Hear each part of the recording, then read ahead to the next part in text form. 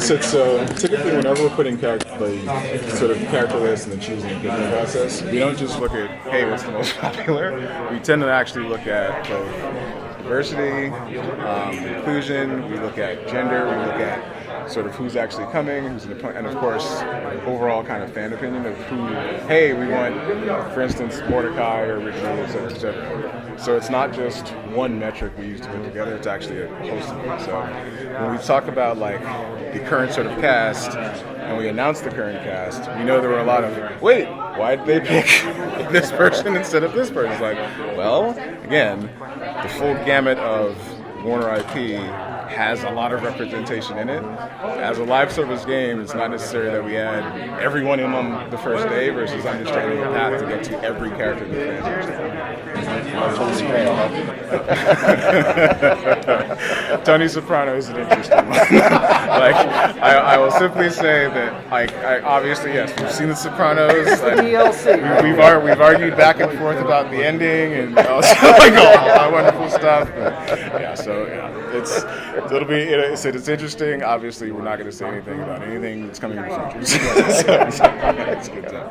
With the plans of releasing people, what's the final number that you have come up with? So this is actually a good point because we see a lot of chatter about that online. There's not really a number that we are like, yep, once we get to this one, just gonna keep growing. Yeah, it said, think of it like this: if there's obviously Warner is not going to stop releasing films or television shows anytime soon. We look at it as a case where the game sort of being able to grow with new shows, new content, as well as being able to have all of our nostalgic IPs. That's kind of the path forward overall. So expect a lot of new content, expect a lot of old content, expect a lot of spliced content, things like that. So pretty pumped about it. I guess what was your? I guess when y'all got the power to pretty much put any character you wanted in the game, what was kind of the end game for all this? I mean, obviously this is like a continuous thing that's going to be over the years. Like, you mean like how many characters? Or not even how many characters, but like what is? I mean, licenses and stuff play a big factor in this type of game, which put like a lot of limitations on it. Yep. But where does it stop? I guess like does it stop at DC, or then it's just like all over. So right now we have, let's see, DC, Hanna-Barbera, Cartoon Network, Game of Thrones, LeBron, then we Space Jam. That's already a pretty good gamut. We don't see a real reason to say, oh, only cartoons or only this or only that. If there's someone out there that really wants to play as this person, okay, let's actually take a look at what that actually means. That doesn't necessarily mean that every character in the history of fiction will end up in MultiVersus, but it does mean we're going to try and get a lot of them. So building on that, I was going to ask if you have LeBron in there, and I was going to ask, is it more complicated to bring a blood person into the game? And then my second one is, I got to ask, any chance we're going to see Jordan for the epic LeBron Jordan? I thought you said Joker instead of Jordan for a second, and I was like, wait a minute. So understanding that.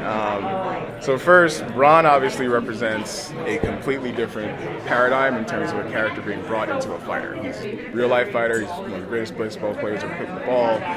In Space Jam, it's just his skill set sort of translated to that film. The way we kind of look at it is that at his core, like at his soul as a character, like what he's famous for is making his team better. That's his friends, that's the folks around him, that's the school in Akron, that's everything else. He means we get to work together as a team.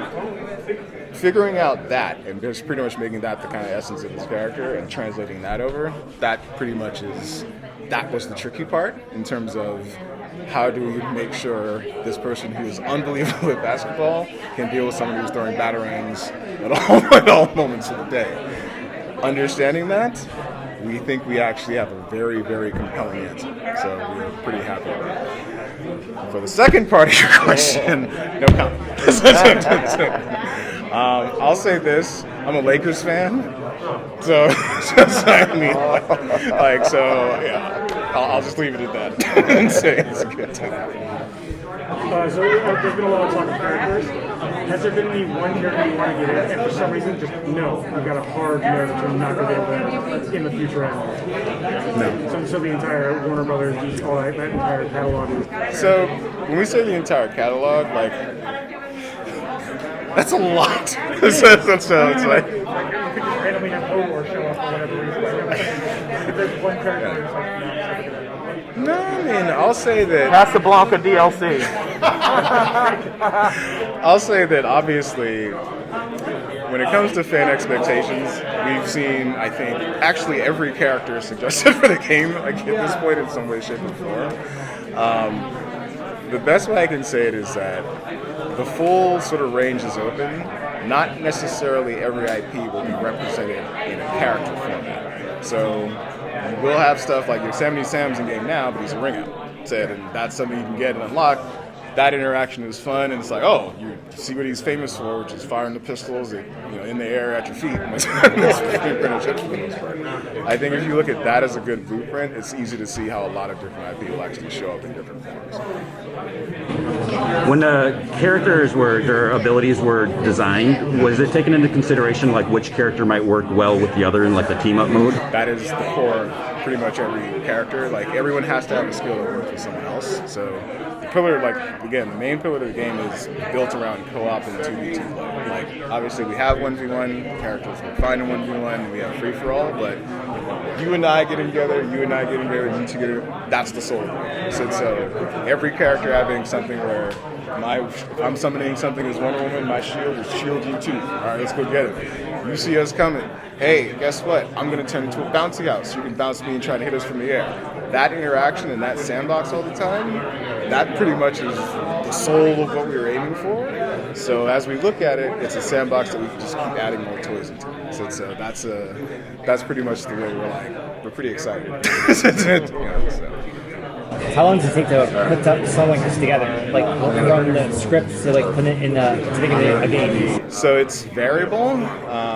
I'll say the design of the character always starts from a base form. So the art process, sketches, that's discussions about the etc. Overall, it's a variable amount of time. It can take a few months. Some characters will take longer than that. Some characters will take shorter than that. But it is a case where getting the authenticity right at the end, that doesn't have a set timetable to actually sort of get it. So it is a case where some characters get there faster than others. Like the Iron Giant took a really long time in terms of being able to get there to deliver a kit that both is true to the soul of the film, true to the soul of the actual hero, but also why now he's sort of in game and actually doing it. So understanding all those things and how they will sort of add to the roster can take a little bit more time, but we generally regard the end of that process as like when they're ready, so to speak. There's not there's no, he has to come out by the news. Like, we don't plan it like that. It's more like,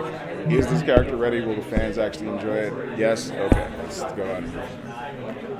How do you come up with the movesets for some of these characters? There's characters like Superman, Batman, that might be a little obvious, but once you get into Shaggy and like Adventure Time, stuff like that, does it get a little bit more difficult, or do you guys have an idea of what you want to do going on? So, Tony touched on this a little bit in the panel, but functionally every single character has to fulfill like a game design need, a game design reason. Like, the character is not just going to be, hey, he's in, and then that's it.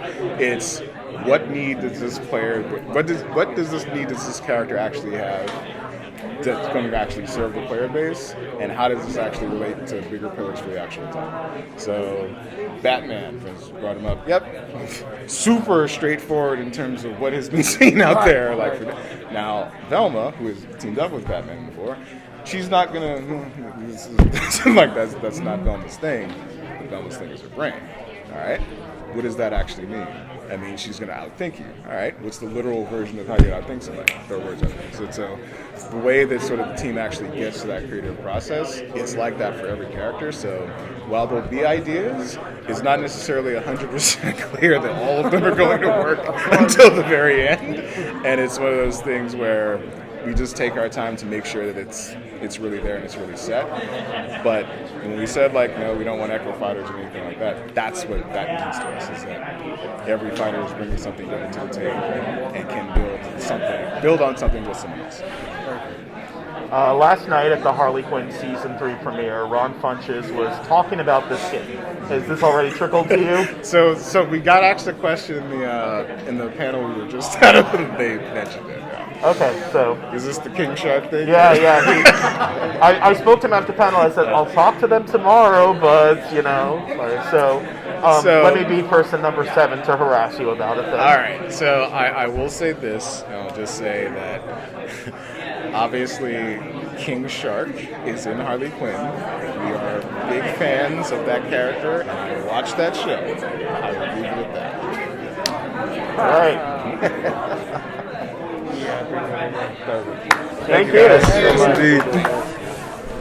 Casablanca DLC.